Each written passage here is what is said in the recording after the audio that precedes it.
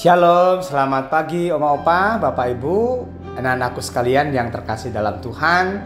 Kiranya pagi ini sukacita, damai sejahtera Tuhan selalu bersama dengan kita semua.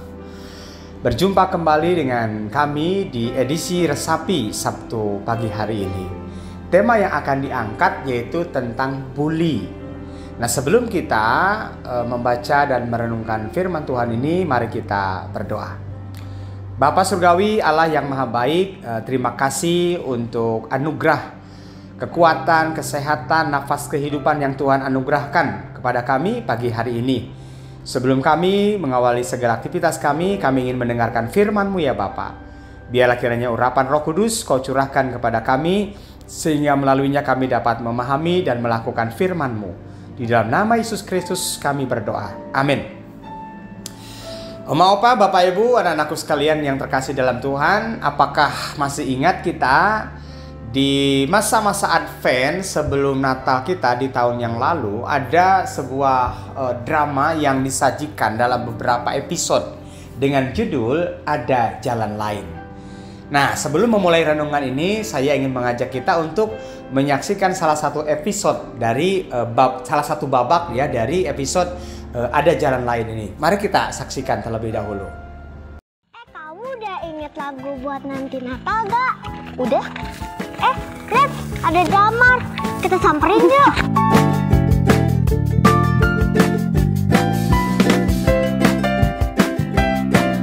Damar, kamu kenapa? Kok kamu duduk sendiri sih di sini? Kok muka kamu merawat begitu sih? Kan kita mau latihan Natal. Harusnya kita bersukacita, Damar. Maaf ya, aku lagi sedih.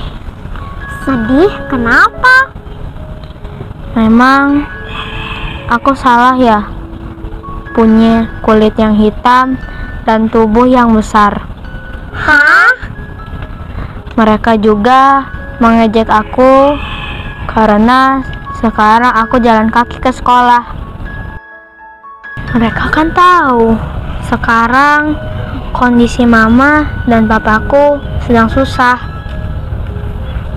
Mobil yang mereka punya pun harus dijual karena perusahaan papaku sudah bangkrut. Mereka bisa begitu sih?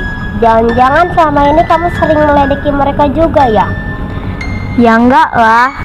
Kan kata Tuhan Yesus, kita harus saling mengasihi siapapun mereka. Tapi yang bikin aku takut dan sedih ke sekolah karena aku Kristen. Lihat ini.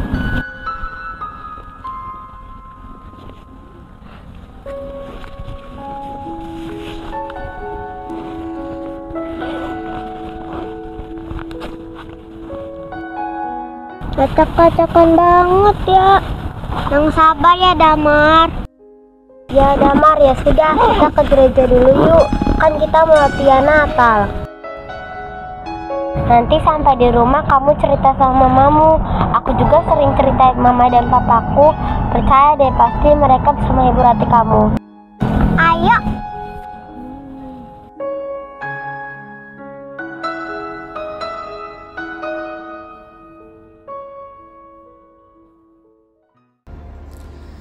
Nah, Bapak Ibu dan saudara-saudara, Oma Opa, anak-anakku sekalian, apa yang bisa kita lihat di situ?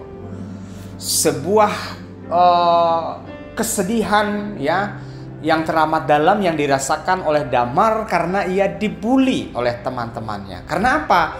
Karena ia merasa ia berkulit hitam, karena dia seorang Kristen.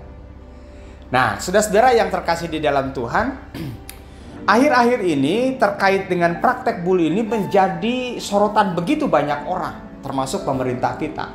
Bahkan di berbagai negara ada yang sudah menerapkan terkait dengan sanksi hukuman yang diberikan jika seseorang itu melakukan praktek bully.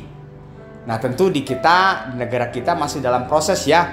Nah, tetapi perhatian terkait dengan praktek-praktek bully ini sudah menjadi sorotan pemerintah. Dan banyak dibicarakan ya, baik itu oleh lembaga-lembaga berkaitan dengan hukum maupun juga pemerhati-pemerhati dan penggiat-penggiat aktivis-aktivis sosial yang sangat concern terkait dengan tindakan bully ya yang dihadapi oleh setiap para korban. Nah, kenapa Bapak Ibu dan saudara-saudara, oma opa, anak-anakku sekalian, praktek bully ini menjadi perhatian?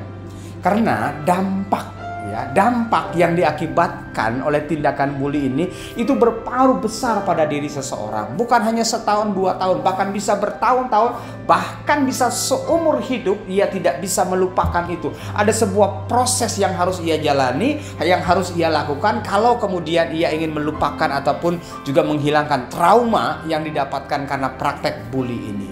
Jadi memang dampaknya sangat luar biasa bagi seseorang. Bisa menghancurkan kehidupan seseorang. Nah, oleh karena itu Bapak Ibu dan saudara-saudara, Tuhan Yesus pun juga menaruh perhatian yang sangat besar terkait dengan hal ini. Bacaan firman Tuhan kita, Injil Matius 5 ayat 22 mengatakan demikian. Tetapi aku berkata kepadamu, setiap orang yang marah terhadap saudaranya harus dihukum. Siapa yang berkata kepada saudaranya kafir harus dihadapkan ke mahkamah agama. Dan siapa yang berkata jahil harus diserahkan ke dalam neraka yang menyala-nyala. Di sini kita bisa melihat bagaimana Tuhan Yesus memperhatikan betul. Tuhan Yesus bersikap tegas terkait dengan praktek bully sekecil apapun. Mereka yang melakukan itu harus mendapatkan ganjarannya, harus mendapatkan hukumannya. Ia dihadapkan pada mahkamah agama, bahkan dikatakan oleh Tuhan Yesus tadi, mereka yang melakukan praktek bully ini harus dimasukkan ke neraka jahanam. Nah, Bapak Ibu, oma-oma, oma-opa, anak-anakku sekalian yang terkasih dalam Tuhan, demikianlah juga dalam kehidupan kita. Kita jangan menganggap sepele terkait dengan praktek bully ini. Ada beberapa bentuk ya tindakan-tindakan bullying. Yang pertama, intimidasi fisik. Ini adalah berbentuk kekerasan badani. Misalnya bentuknya adalah dengan mendorong, memukul, melukai atau meludahi. Jadi hati-hati ya, kalau kita melakukan itu bisa dikenakan sebagai sebuah tindakan bully.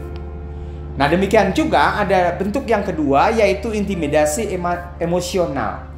Ini adalah merupakan praktek bully yang melibatkan faktor-faktor lain selain fisik, yaitu dengan perkataan. Bentuknya bisa penghinaan, komentar-komentar yang merendahkan, memberi nama panggilan yang jelek ya, memberi nama panggilan yang cenderung untuk kemudian merendahkan orang lain, mengolok-olok gitu ya. Itu adalah tindakan-tindakan praktek bully yang dilakukan dengan perkataan. Dan ini dikategorikan sebagai tindakan bully juga, ya, tindakan yang disebutkan tadi. Nah, praktek bully ini bisa dilakukan baik perseorangan maupun juga kelompok. Seorang individu terhadap seorang yang lain, bisa dilakukan secara langsung ataupun juga bisa dilakukan melalui online. Kita melakukan misalnya mengata-ngatai seseorang di media online. Nah, itu juga termasuk praktek dari intimidasi bully ya yang dilakukan oleh perseorangan. Kelompok misalnya dilakukan secara beramai-ramai terhadap seseorang ya, dengan merendahkan, dengan melakukan bisa juga kekerasan ya terhadap seseorang yang dilakukan perkelompok. Ini juga sama. Mau perseorangan mau kelompok ini sama-sama gitu ya, berkaitan dengan konsekuensi hukum yang akan diterima itu sama saja. Tidak kemudian karena dilakukan berkelompok ya kemudian terbebas misalnya ya dari jeratan hukum, tidak. Sama juga ya, pasti akan kena sanksi juga terkait dengan hal itu.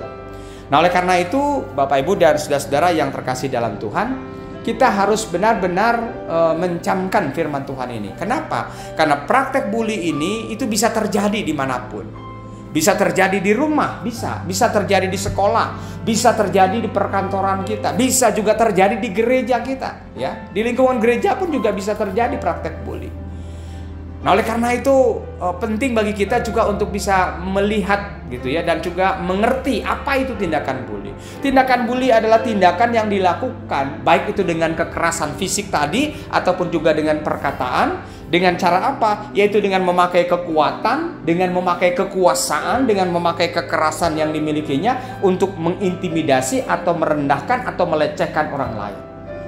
Nah, ini harus kita pahami. Jadi kita harus hati-hati betul ya.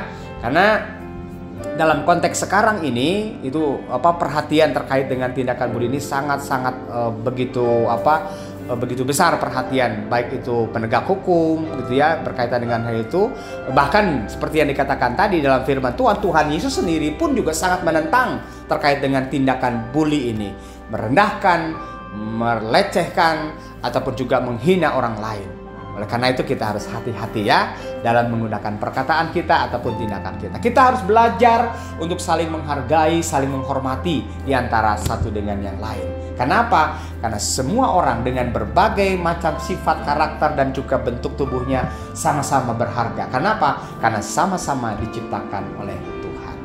Mari kita harus mengedepankan kehidupan yang saling menghormati, menghargai, dan saling mengasihi. Tuhan Yesus memberkati. Amin.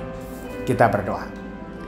Bapa yang baik, terima kasih untuk firman-Mu. Teguhkan dan kuatkan kami ya Bapa, agar kami memakai perkataan kami, tindakan kami dengan baik, seturut dengan kehendak Tuhan, belajar menghargai, menghormati orang lain sebagai pribadi yang berharga, sebagai sesama ciptaan Tuhan. Untuk itu, teguhkan dan kuatkan kami di dalam kuasa Roh Kudus, agar kami dapat melakukan firman Tuhan ini. Terima kasih ya Bapa. Di dalam nama Yesus Kristus kami berdoa. Amin. Bapak, Ibu, Oma, Opa, anak-anakku sekalian, demikian perjumpaan kita pagi ini, dan kita akan ketemu lagi dalam edisi Resapi di Sabtu depan. Tetap sehat, semangat, jaga kesehatan, sukacita bersama dengan Tuhan. Tuhan Yesus memberkati. Amin.